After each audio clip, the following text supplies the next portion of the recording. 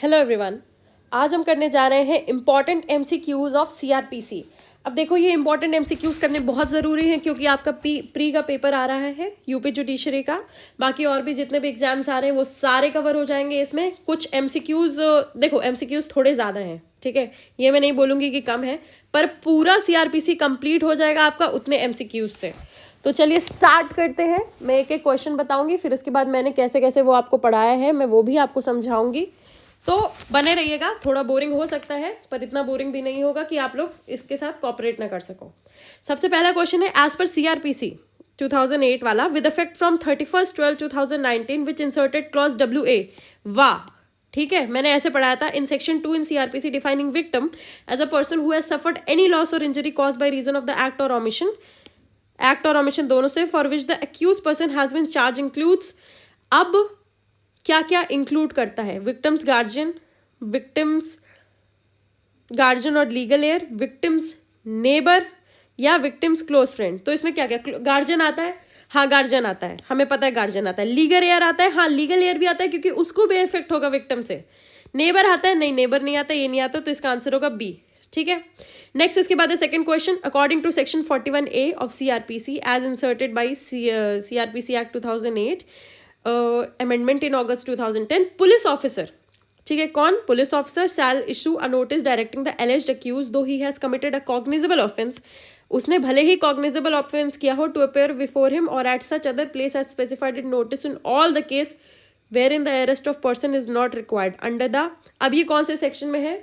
ये है section number, अब देखो सबसे पहले हमें ये देखना है कौन से सेक्शन में है। हमें ये तो पता चल गया है ऑप्शन से कि 41, सेक्शन नंबर 41 में है, ठीक है, 41 में, ये हमें पता चल गया है। अब इसमें किस चीज के बारे में बात की गई है? Notice directing एलिज्ड accuse though he has committed a cognizable offence, ठीक है। कॉग्निजेबल ऑफेंस क्या होता है? कॉग्निजेबल ऑफेंस, अब देखो मैंने कैसे पढ़ाया था, नॉन कॉग्निजेबल ऑफेंस है, ठीक है, वारंट नहीं है तो अरेस्ट भी नहीं होगा, नो अरेस्ट। कॉग्निजेबल ऑफेंस है, ठीक है, और वारंट नहीं है तो अरेस्ट हो सकता है। ये समझ में आया कि कॉग्निजेबल ऑफेंस है तो अरेस्ट हो सकता है। अब इसमें उन्होंने क्या बोला? अपीयर हो मेरे सामने और at such other place as specified in the notice, उसको आपने नोटिस दे दिया है, wherein the arrest of a person is required not required. अब इसमें क्या है? अरेस्ट रिक्वायर्ड नहीं है पर कॉग्निजेबल ऑफेंस है, तो ये कौन से सेक्शन में दिया गया है? ये दिया गया है डी में, under subsection 1 of section number 41। इसके बाद नेक्स्ट क्वेश्चन है, with in the meaning of provisions under section number 41C clause 1 of CrPC which was inserted by code of CrPC amendment act 2008। हमें देखो कई बार ये पढ़ के एक चीज समझ में आ गई है कि ये किससे 2008 का जो अमेंडमेंट है उससे ये सब ऐड हुआ था। एवरी स्टेट गवर्नमेंट, हर एक स्टेट गवर्नमेंट क्या करेगी? स्टैब्लिश करेगी PCR, पुलिस कंट्रोल रूम, इन कहाँ कहाँ पे इस्टेब्लिश करेगी? Both district and state level, एक लेवल पे यानी कि डिस्ट्रिक्ट पे कर दो या स्टेट पे कर दो, ये क्या होता है? इनजस्टिस होती है, दोनों लेवल पे होगी। सी है इसका आंसर।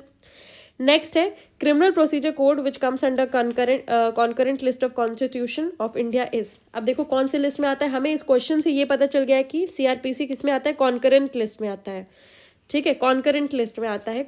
कॉन्करेंट लिस्ट हमेशा याद रखना, C for criminal, C for concurrent list. Is, अब इसमें क्या है? इज क्या है? Unduly rigid and does not make room for, ये तो गलत हो गया, रिजिड तो नहीं है, not unduly rigid and makes room for any special law and procedure and generally gives precedence to such special law and procedure। obviously special law को precedence मिलता है इसमें। next question आ जाता है question number 5, what is true to CRPC? it is mainly though not purely an adjective a procedural law और adjective law के बीच में आपको मतलब समझ में मैं आपको अच्छा बात बता दूंगी। There is also certain provisions which are partially in nature of substantive law.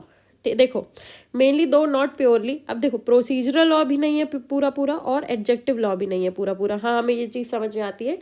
There are also certain provisions which are partially in nature of substantive law. Substantive law में भी प्रोसीजरल लॉ मतलब ये होता है कि प्रोसीजर इस्टेब्लिश करता है और सब्सटैंटिव लॉ मतलब होता है सब्सटैंटिव पनिशमेंट बताता है। तो क्या है वो? मिक्स्ड है, ठीक है। तो इसका आंसर क्या हो जाएगा? सी, ठीक है, C. Which classification of offence comes under CrPC? कौन कौन से क्लासिफिकेशन ऑफ ऑफेंस आती है सीआरपीसी के अंडर? सारी ही ऑफेंस आते हैं, cognizable, non cognizable, bailable, non bailable, summons case, warrant cases. अब इसके आपको सेक्शंस पता है? पता है सेक्शंस? कॉग्निजेबल नॉन कॉग्निजेबल किस में आता है? 2B में आता है कॉग्निजेबल, नॉन कॉग्निजेबल आता है L में, 2L में, ठीक है। बेलेबल नॉन बेलेबल कहाँ आता है? 2 ए में आता है बेलेबल और नॉन बेलेबल, दोनों आ जाता है इसमें। समन्स केसेस, वारंट केसेस पता है किस में आता है?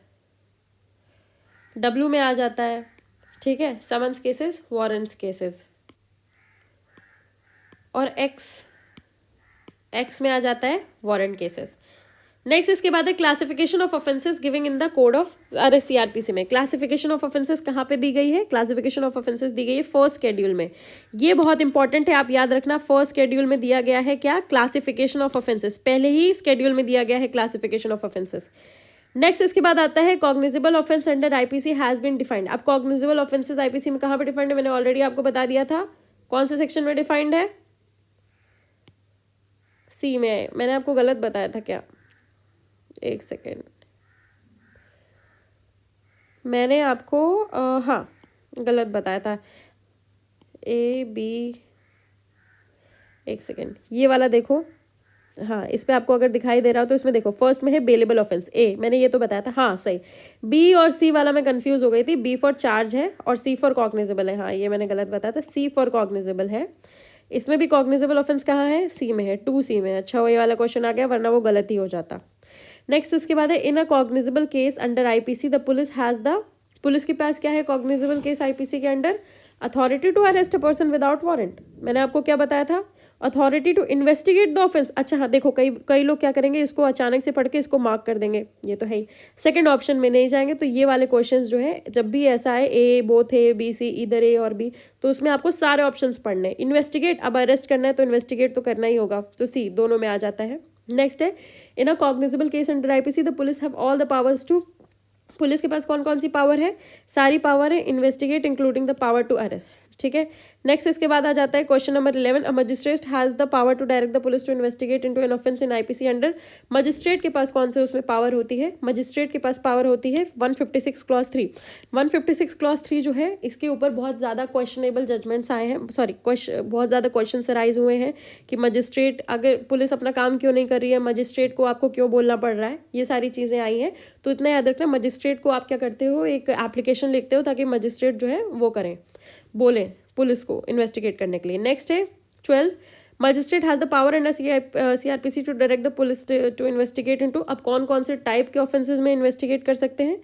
तो है non cognizable offence, cognizable offence. अब देखो मजिस्ट्रेट के पास पावर क्या है? सारी पावर है, ठीक है। तो both A both B, both A and B, only a non cogni, ऐसा कुछ भी नहीं है, ठीक है, सारी पावर है। नॉन कॉग्निजेबल कॉग्निजेबल ऑफेंस दोनों हो जाएंगे। 13 में है in a non cognizable case under IPC the police has the authority. अब नॉन कॉग्निजेबल है, ठीक है, तो समझ में आता है पुलिस के पास क्या क्या अथॉरिटी होगी। कॉग्निजेबल है तो वो लोग इन्वेस्टिगेट भी कर सकते हैं। अब नॉन कॉग्निजेबल है तो क्या क्या कर सकते हैं? To investigate into the offence without the order, ये तो नहीं कर सकते हैं, ठीक है, क्योंकि आपको चाहिए order. To investigate and even arrest, ये भी नहीं है, नीदर टू इन्वेस्टिगेट, हाँ इन्वेस्टिगेट भी नहीं कर सकते without order of the magistrate, nor can arrest, यही सही है। नॉन कॉग्निजेबल का मैंने आपको ये बताया था, नॉन कॉग्निजेबल यानी कि नो वारंट तो नो अरेस्ट, समझ में आ गया ये। नेक्स्ट इसके बाद है question number 14, non cognizable offence has been defined in. Non cognizable offence कहाँ पे डिफाइंड हुआ है? 2L में, ठीक है। नेक्स्ट इसके बाद है a case which includes cognizable offences and non cognizable offences is. Case जहाँ पे क्या है, कॉग्निजेबल ऑफेंस और नॉन कॉग्निजेबल ऑफेंस दोनों है। अब इसको सारे ऑप्शंस पढ़ेंगे तो हम डिड्यूस कर पाएंगे। A cognizable case but requires the sanction of the magistrate for investigation into the non cognizable part under section 155(2). ऐसा कुछ भी नहीं है, ठीक है, कि आधे पार्ट के लिए खुद से कर लो, आधे पार्ट के लिए मजिस्ट्रेट। इसमें क्या है, नॉन सी और एनसी वाला केस क्या हो जाएगा? कॉग्निजेबल केस हो जाएगा, ठीक है। And as such the investigation of the case does not require any sanction of the magistrate under section 155 clause 2 of CrPC. यही सही आंसर है इसका। वो क्या बन जाएगा? एक कॉग्निजेबल केस बन जाएगा। अब इसका एक बार इसका एक सेक्शन देख लेते हैं ताकि आपके दिमाग में एक छाप छोड़ दे वो वाला सेक्शन, ठीक है। 155 है ना, हाँ 155 क्या है? Information as to non cognizable cases and investigation of such cases. Information कैसी? नॉन कॉग्निजेबल केस की और उनसे रिलेटेड इन्वेस्टिगेशन। तो ये वाला सेक्शन है। क्लॉज 2 पढ़ लेते हैं। No police officer shall investigate a non cognizable case without order of magistrate having power to try such case और commit the case for trial. अब क्लॉज 4 पढ़ो। Where the case relates to 2 और more offences of which at least 1 in cognizable the case shall be deemed to be a cognizable case notwithstanding that the other offenses are non cognizable। बस next इसके बाद question आ जाता है इधर, in a non cognizable case the accused, non cognizable case में accuse क्या है, can object the grant of permission under section 155 clause 2 of CRPC, can object to the grant of permission under. अब देखो non cognizable case से related है, non cognizable case के investigation से related कौन सा सेक्शन है, 155, हमें ये पता चल गया है, ठीक है। अब इसमें हमें ये देखना है कैन ऑब्जेक्ट ऑब्जेक्ट कर सकता है, या कैन ऑब्जेक्ट सारे कैन ऑब्जेक्ट वाले हैं। अब इसमें has no right to participate in the proceedings and can not object to the grant of permission under section 155 clause 2। 155 clause 2 की परमिशन क्या है, no police officer shall investigate a non cognizable case without order of a magistrate having power to try such case और commit the case for trial. यानी कि magistrate की permission, clause 2 में क्या है, मजिस्ट्रेट की परमिशन चाहिए। अब उसमें वही है, in a non cognizable case accuse का कोई पार्टिसिपेशन है नहीं, तो ही कैनॉट ऑब्जेक्ट। इसमें भी वही है, he has no right to participate in the proceedings and cannot object to the grant of permission under permission, और इन सब चीज़ों में कुछ पार्टिसिपेशन, एक्यूज का पार्टिसिपेशन नहीं है नॉन कॉग्निजेबल में, मजिस्ट्रेट का पार्टिसिपेशन है, ठीक है। 17 में under the scheme of CRPC non cognizable offences are public wrongs, private wrongs, both public and private wrongs, या फिर none of the above.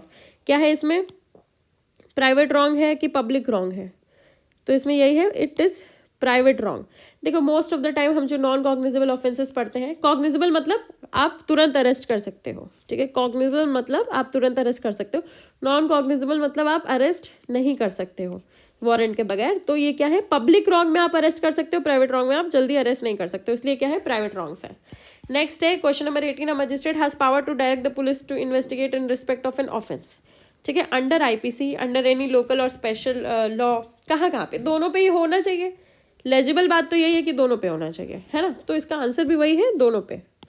Next है leave to investigate into a non cognizable offence can be granted by, non cognizable offence में कौन grant करेगा, magistrate obviously, पर पूरी line पढ़ना है, having jurisdiction to try the case, ठीक है। नेक्स्ट है question number 20, bailable offence, bail is granted as a matter of right. Bailable कौन से में है, 2 क्लॉज A में है बेलेबल, ठीक है। अब बेलेबल ऑफेंस में बेल ग्रांटेड कैसा है, as a matter of right, ठीक है, by police officer, by the court, both by police officer and the court. अब बेल कौन ग्रांट कर सकता है, बेल ग्रांट कर सकते हैं दोनों, ठीक है। नेक्स्ट है in a bailable offence conditions can be impose while granting bail by the police officer. Conditions कौन इम्पोज कर सकता है, पुलिस ऑफिसर, ठीक है। Conditions impose while granting bail by court, अच्छा, no condition can be impose while granting bail by the police officer by the court, ये तो बिल्कुल भी नहीं है। ओह सॉरी, बेलेबल ऑफेंस में कोई कंडीशंस नहीं होती हैं, ठीक है, इसलिए आंसर होगा ये, बेलेबल ऑफेंस पे कोई कंडीशन नहीं होती, नॉन बेलेबल में होती। नेक्स्ट क्वेश्चन है warrant case has been defined under 2X, okay, as a case relating to an offence punishable with death, imprisonment for life और imprisonment for a term for कितने years, किसमें है ये, warrant cases है, exceeding 3 years, exceeding 2 years, exceeding 1 year, कितना years है exceeding, question number 22 पे obviously exceeding 2 years। Next इसके बाद है classification of summons case and warrant case. अब classification of summons case, warrant case useful है, किस चीज़ के लिए यूजफुल है, इट इज़ यूजफुल, सबसे पहला तो क्या है, ट्रायल प्रोसीजर, क्योंकि समन्स ट्रायल वारंट ट्रायल आता है, ठीक। Use to determine the investigation procedure to be adopted, is useful to decide the question of issuance of process, issue of process summons cases में, वारंट्स केसेस में, इसीलिए answer है इसका A और C, क्योंकि इसमें A और C लिखा हुआ है इसलिए मैंने A और C को ज़्यादा ध्यान दिया है। बी को आप क्या कर लो, डिड्यूस कर लो कि it is useful to determine the investigation, ऐसा कुछ भी नहीं, इन्वेस्टिगेशन पुलिस अपने हिसाब से करती है। नेक्स्ट है under section 173 of CRPC as amended in 2018 the investigation into the offense of rape shall be completed within a span of, कितने महीने में रेप का इन्वेस्टिगेशन हो जाना चाहिए, 2 महीने में हो जाना चाहिए। पर एक बार चलते हैं हम लोग इसके 173 की तरफ, ताकि आपको एक बार सेक्शंस की छाप जो है आपके दिमाग में छप जाए। मेरी वॉइस अगर क्लियर वगैरह नहीं आ रही है तो आप मुझे कमेंट कर दीजिएगा, ताकि आगे के वीडियोस में ऐसा ना हो, और अगर मैं सही करके डाल सकूंगी ये वीडियो फिर से तो मैं डाल दूंगी।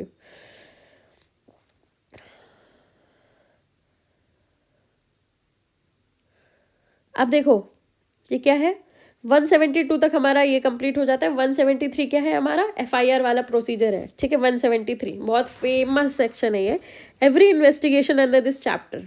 अब ये क्या है, इन्वेस्टिगेशन से रिलेटेड है, तो उसी इन्वेस्टिगेशन में कौन सा क्लॉज बताता है, रेप ऑफ अ चाइल्ड, ठीक है, कितने महीने में हो जाना चाहिए? 3 मंथ्स में।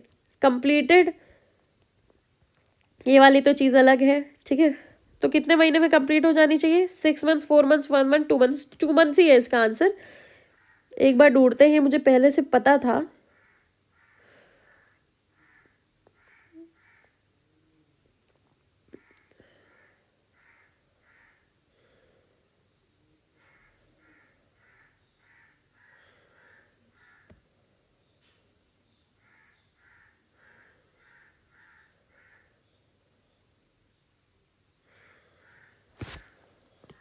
अब उसको जाने देते हैं, नेक्स्ट क्वेश्चन पे आते हैं। Complainant as provided under section 2D of CRPC।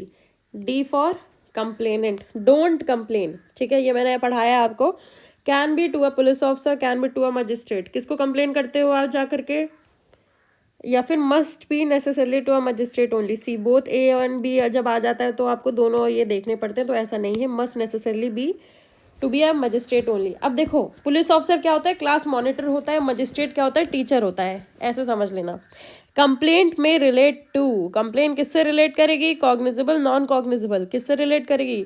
दोनों से रिलेट कर सकती है। मैंने पहले ही आपको बताया था कि मजिस्ट्रेट जब अगर बोलता है कि इसको इन्वेस्टिगेट करो, क्या करो, तो मजिस्ट्रेट दोनों ऑफेंसेस के लिए बोल सकता है, हमने ऊपर किया है, वही है।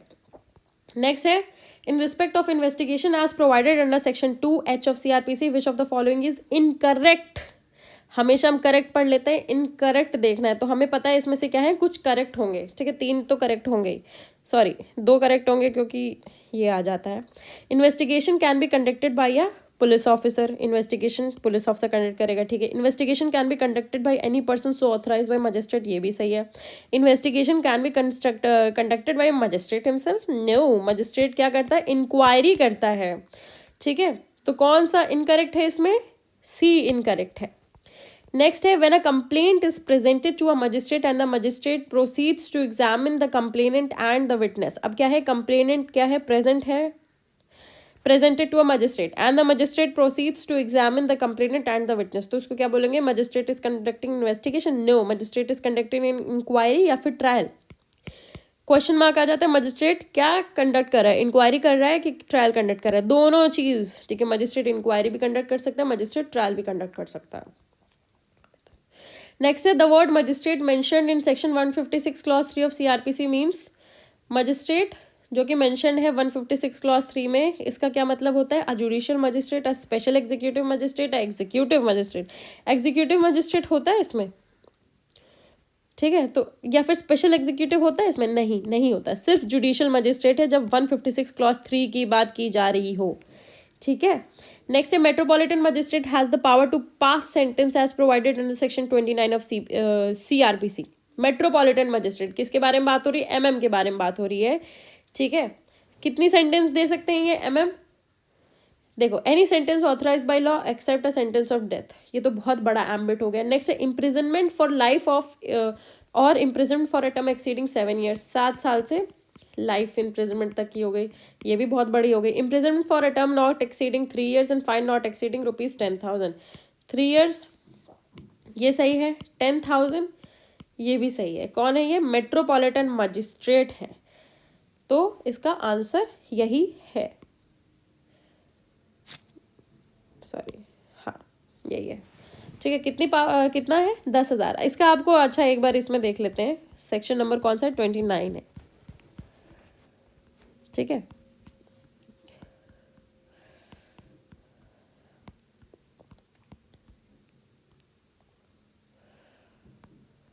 ठीक है, sentences which magistrate can pass. अब CJM या ठीक है, chief judicial magistrate, chief metropolitan magistrate कितनी पनिशमेंट दे सकते हैं? Any sentence authorise by law except a sentence of death या फिर लाइफ इम्प्रिजनमेंट, ये नहीं दे सकते हैं।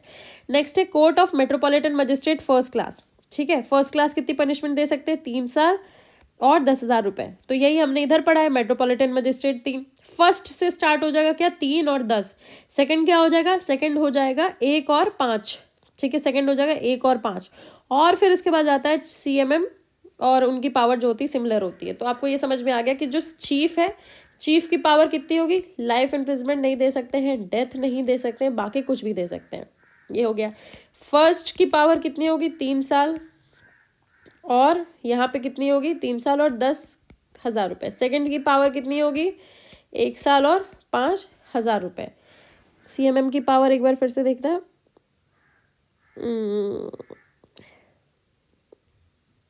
हाँ, ये एक और चीज़ है, लाइफ इम्प्रिजनमेंट, डेथ और 7 साल से ज़्यादा भी नहीं दे सकते हैं। ये इतना है। आई होप आपको ये पोर्शन समझ में आ गया हो।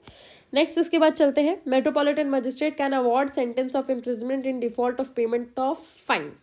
सी मेट्रोपॉलिटन मजिस्ट्रेट है, वो क्या कर सकते हैं, अवॉर्ड कर सकते हैं sentence of imprisonment in default of payment of fine equal to term of imprisonment which he is competent to inflict as substantive punishment. अब देखो, ये कॉन्सेप्ट थोड़ा सा बड़ा है, ये मैंने आपको तब भी बताया था। Default of payment of fine, अगर आप फाइन नहीं दे पा रहे हो तो आप कितनी पनिशमेंट दे सकते हो, उसके बारे में है। ठीक है, सबसे पहले equal to the term of imprisonment, ये जितना इम्प्रिजनमेंट दे सकते हैं, मान लो ये 5 साल दे सकते हैं, तो 5 साल कर पाएंगे, 5 साल की पनिशमेंट दे पाएंगे, नहीं। नॉट एक्सीडिंग हाफ, इसमें आ गया हाफ ऑफ पनिशमेंट। नेक्स्ट है नॉट एक्सीडिंग 1/3, ये भी नहीं है। नॉट एक्सीडिंग 1/4, यही है इसका आंसर, 1/4 है इसका आंसर। मैंने आपको जब MCQs करा रही थी, अब इसमें देखो, not exceeding powers of magistrate section 29 में कि जितनी पावर्स है उनकी, और नेक्स्ट चीज ये है कि एक्सीडिंग 1/4 आपको दिखाई दे रहा है, ये देखो 1/4 of term of imprisonment which the magistrate is competent to inflict. Section number 30 में सेक्शन नंबर 29 भी लगता है, और साथ में साथ 1/4 वाली पनिशमेंट वाला भी क्लॉज लगता है। नेक्स्ट है imprisonment in default of fine shall be in condition to a substantive sentence maximum awardable under section 29 without any specific order. अब देखो, सबसे पहला क्या है, shall be in addition, addition में होगा। नेक्स्ट क्या है, shall be in addition to a substantive sentence only when a specific order to effect is passed, ऐसा कुछ नहीं है, सब एडिशन में होगा। Maximum awardable under section 29 without any specific order, कोई स्पेसिफिक ऑर्डर की जरूरत नहीं है, एडिशन में ही होगा। ये भी एडिशन दिया गया है, ये भी एडिशन दिया गया है, ये भी एडिशन दिया गया है, ये भी एडिशन दिया गया। अब डिफरेंस देखते हैं, इसमें क्या है, substantive sentence, specific order to that effect, only specific order, ऐसा कुछ भी नहीं है, इसमें ऑर्डर तो कुछ है ही नहीं। नेक्स्ट इसमें क्या है, सब्जेक्टेड टू दे दिया गया, ये भी नहीं है, यही है कि कोई स्पेसिफिक ऑर्डर जरूरत नहीं है। नेक्स्ट है in case of consecutive sentence on conviction of several offences at one trial. अब सेवरल ऑफेंसेस हो जा रहे हैं एक ट्रायल में, द एग्रीगेट पनिशमेंट ट्वाइस से ज़्यादा नहीं होगी जो कि मजिस्ट्रेट कॉम्पिटेंट है। ठीक है, ट्वाइस से ज़्यादा नहीं होगी जो कि मजिस्ट्रेट कॉम्पिटेंट है, और यही इसका आंसर है।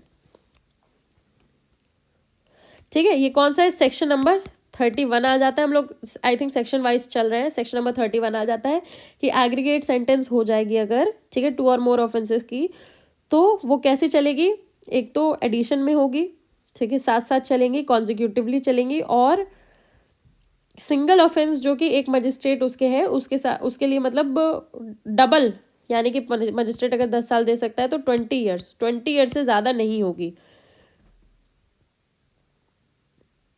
अब ये वाला एक बार सेक्शन पढ़ लो, section number 31, person is convicted one trial में या फिर 2 और मोर ऑफेंसेस के लिए, कोर्ट क्या करेगा, provisions of section number 71 of IPC के सब्जेक्टेड में रहते हुए sentence him for such offence to the several punishment prescribed therefor which the court is competent to inflict such punishment when consisting of imprisonment to commence, यानी कि जब start होगी, the one after the expiration of the other in such order as the court may direct unless the court directs that such punishment shall run concurrently। यानी कि कैसे चलेगी, पहला तो इसमें दिया गया consecutively, एक के बाद एक हो गया। दूसरी चीज, consecutive sentence में it shall not be necessary for the court by reason only of the aggregate punishment for several offences being in excess of punishment which it is competent to inflict on conviction of a single offence to send the offender for trial before a higher court provided that longer period क्या होगा, 14 years से ज़्यादा नहीं होगा और twice से ज़्यादा नहीं होगा। तो सिर्फ ट्वाइस वाली चीज़ हमें नहीं याद रखनी है, 2x हमें याद नहीं रखना है, हमें 14 ईयर्स भी याद रखना है। तो 20 ईयर्स नहीं होगा, ये 14 ईयर्स हो जाएगा। ठीक है, क्योंकि 14 ईयर्स हम लाइफ इम्प्रिजनमेंट के लिए कंसिडर करते हैं। नेक्स्ट है classification of compoundable and non compoundable offences has been provided in. अब कंपाउंडेबल और नॉन कंपाउंडेबल ऑफेंसेस वाला कहाँ पे हमें प्रोवाइड किया गया है, सेक्शन 320 ऑफ CRPC। ठीक है, कहाँ पे दिया गया है, सेक्शन नंबर 320 ऑफ सीआरपीसी में इसका क्लासिफिकेशन दिया गया है, यानी कि शेड्यूल में भी दिया जा सकता है, सेकंड शेड्यूल में भी दिया जा सकता है, पर हमें किस में दिया गया है, 320 में दे दिया गया है। नेक्स्ट इसके बाद है offences other than those mentioned in section 320 of CrPC are. CrPC के अलावा जो ऑफेंसेस मेंशन्ड है वो क्या है, नॉन कंपाउंडेबल है, यानी कि यानी कि 320 में क्या दिया गया है, कंपाउंडेबल ही दिया गया है। नेक्स्ट है अरेस्ट मीन्स, अरेस्ट का क्या मतलब होता है, कंपल्शन, फिजिकल रिस्ट्रेंट होता है या फिर total restraint and complete deprivation of liberty, ये होता है। देखो कंपल्शन और फिजिकल रिस्ट्रेंट नहीं है, टोटल रिस्ट्रेंट है, complete deprivation of liberty. Total restraint और फिजिकल रिस्ट्रेंट, फिजिकल रिस्ट्रेंट होता है आपको पकड़ लिया गया पर आप लीगली लाइबल नहीं हो पकड़े जाने के, ठीक है, अनलॉफुल हो जाता है। टोटल रिस्ट्रेंट मतलब आप लीगली और फिजिकली दोनों तरह से आप लाइबल हो उस रिस्ट्रेंट के, plus complete deprivation of liberty, liberty भी आपकी नहीं है। अब आप ये नहीं बोल सकते हो कि अरे पुलिस वाले ने हमें पकड़ लिया, हमारा आर्टिकल 21 वायलेट हो गया, नहीं, ऐसा कुछ नहीं है। नेक्स्ट है a warrant of arrest is a command must be written order. Warrant of arrest क्या है, कमांड है, रिटन में होना चाहिए, हाँ। Signed sealed and issue by magistrate, हाँ। Address to a police officer, अब पुलिस ऑफिसर को ही आप दोगे ना, हाँ। तो इसका आंसर क्या है, डी। आंसर क्या हो गया इसका, डी। नेक्स्ट है a person can be arrested without warrant. A person can be arrested without warrant for securing attendance of accused at trial. देखो एक इंसान अरेस्ट हो सकता है विदाउट वारंट कॉग्निजेबल ऑफेंस में, ठीक है। अब क्या है उसमें, for securing attendance of accused at trial, हाँ। फॉर एज अ प्रिवेंटिव और प्रिकॉशनरी मेजर, ठीक है। For obtaining correct name and address, हाँ 42 में। तो क्या है, all of the above. Which of the following is correct. Question number 39, magistrate can not arrest a person, magistrate can arrest a person, ठीक है, section number 44 में। Next a private person can not arrest a person, ये भी कुछ नहीं है, private 43 में है। प्राइवेट पर्सन भी अरेस्ट कर सकता है, अरेस्ट कर सकता है, ठीक है। Police officer can arrest a person, हाँ पुलिस ऑफिसर भी अरेस्ट कर सकता है, तो पुलिस ऑफिसर कैन, अब देखो प्राइवेट पर्सन कैनॉट में ये तो गलत है, ही कैन अरेस्ट, कैनॉट ये तो गलत है, he can arrest. Police officer can arrest a person, हाँ ही कैन अरेस्ट। बहुत कंफ्यूजिंग क्वेश्चन हो सकता है ये, ठीक है। Magistrate cannot arrest a person, ये स्टेटमेंट गलत है। Private person cannot arrest a person, ये स्टेटमेंट गलत है। Police officer can arrest a person, ये स्टेटमेंट सही है। हमें क्या बताना है, करेक्ट। तो क्या हो गया, ये सेक्शंस देखना है, इसके सेक्शंस देख लेते हैं। 41 हो गया अरेस्ट, 42 हो गया, 42 में आते हैं, 42 हो गया refusal to give name and address, arrest by private person 43 हो गया, और अरेस्ट बाय मजिस्ट्रेट, ठीक है, ये हो गया 43, ये हो गया 44। नेक्स्ट है question number 40, it is mandatory for a police officer to inform the person arrested the grounds of arrest and right of bail if the offence is not non bailable under. कहाँ पे duty होती है उसकी, section number 50 पे, 50, ठीक है, 50वीं में है तो 50 में बता दो। अब देखो नो अननेसेसरी रिस्ट्रेंट 49 में खत्म हो गया, पर्सन है, देखो 49 में हमने ये बता दिया कि अननेसेसरी रिस्ट्रेंट नहीं होगा, पर 50 में ये बता दिया कि रिस्ट्रेंट होगा और आप उसको उसके राइट्स के बारे में बता दोगे। नेक्स्ट क्वेश्चन है 41, A police officer arresting a person may carry out the personal search of person arrested as provided। कौन से सेक्शन में ये प्रोवाइडेड है कि पर्सनल सर्च कैरी आउट हो सकती है, अंडर सेक्शन 51 ऑफ सीआरपीसी। 51 एक बार देख लेते हैं। सेक्शन नंबर 50 तक हमने पढ़ लिया था पर्सन अरेस्टेड, ठीक है, ये हो गया। 50 ये हमने ऑब्लिगेशन पढ़ लिया है, इन्फॉर्म करना है लोगों को। फिर 51 में search of arrested person, search किसकी करनी है, अरेस्टेड पर्सन की, और सर्च के बाद 52 में क्या मिलेगा, ऑफेंसिव वेपन्स अगर उसके पास मिलते हैं तो, ठीक है। 54 में है मेडिकल एग्जामिनेशन ऑफ अक्यूज्ड। 54 में मेडिकल एग्जामिनेशन है कि medical examination of accused eight the request of the accused. किसकी रिक्वेस्ट है इधर, अक्यूज्ड की रिक्वेस्ट है, तो इसका आंसर यही है। हालांकि 53A और 54 कर लेते हैं। 53 में examination of accused by medical practitioner at the request of police officer, इसमें कौन रिक्वेस्ट करता है, पुलिस ऑफिसर रिक्वेस्ट करती है। 53A में है रेप वाली कंडीशन, और 54 में है by medical officer. When any person is arrested, he shall be examined by medical officer in the service of, देखो ये तो 54 में जो है ना, medical examination of accuse at the request of accuse, मुझे रिक्वेस्ट ऑफ एक्यूज तो समझ नहीं आ रहा है, बट मेडिकल एग्जामिनेशन मैंडेटरी वाली होगी सेक्शन 54 में, और पुलिस ऑफिसर की रिक्वेस्ट से 53 में होगी। नेक्स्ट क्वेश्चन है, mandatory to produce the person arrested before magistrate within 24 hours of arrest, under कौन से सेक्शन में 24 आवर वाला क्लॉज है? 57 में है। अगर आपने मेरे डायग्राम्स के थ्रू पढ़ा होगा तो आपको इमेजिनेशन पूरी याद आ रही होगी। 57 इधर लिखा हुआ है, 56 इधर लिखा हुआ है, क्या है 56 57? 56 है person arrested to be taken before magistrate, ठीक है, और 57 में है 24 घंटे में। नेक्स्ट क्वेश्चन है, proclamation under section number 82, proclamation of offences start हो जाता है। CrPC can be issued against a person against whom a warrant has been issued, thus a proclamation can be issued against, proclamation किसके किसके against issue किया जा सकता है? Against all of the above. क्यों? अक्यूज्ड ऑफेंडर के against तो हो सकता है, श्योरिटी, क्योंकि श्योरिटी देखो श्योरिटी भी भाग सकता है या फिर ऑफेंडर भाग सकता है, तो श्योरिटी को बुलाने के लिए, या फिर अ विटनेस, विटनेसेस के अगेंस्ट। क्यों? इसका पर्पस क्या है? Warrant has been issued, warrant जिसके लिए इशू किया जाता है। नेक्स्ट है, proclamation requiring a person to appear must be published giving, कितने दिन उसको मिलेंगे? बेसिक डेज मिलेंगे उसको 30। नेक्स्ट है, attachment of property of the person absconding, भगोड़े की प्रॉपर्टी आपको अटैच करनी है तो क्या कहाँ दिया जाएगा?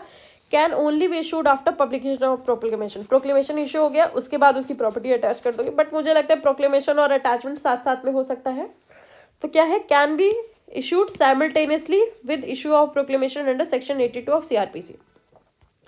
नेक्स्ट क्वेश्चन है, period of limitation for filing claims and objections to the attachment कितनी है? Of any property attach under section 83 में जो प्रॉपर्टी अटैच कर दी गई है और फिर उसके ऑब्जेक्शंस कौन है? सेक्शन नंबर 82 में होंगे, 84 में होंगे, तो कितने दिनों के अंडर हो सकता है? 6 मंथ्स, 6 महीने बेसिक टाइम पीरियड है, 6 महीने के अंदर हो सकता है।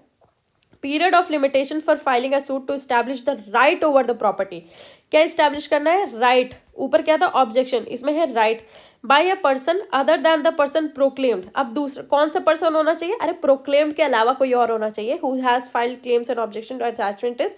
अब इसकी लिमिटेशन कितनी है? इसकी लिमिटेशन कितनी है? इसकी लिमिटेशन है 1 ईयर, ऊपर वाले की लिमिटेशन है 6 महीने, 6 महीने के बाद 1 ईयर। इसके बाद if the person proclaimed appears with in the period specified in the proclamation the property attached, इसका क्या हो जाएगा? Shall be release from attachment, क्या हो जाएगा? Shall be release, it shall be release from attachment. Next क्या है?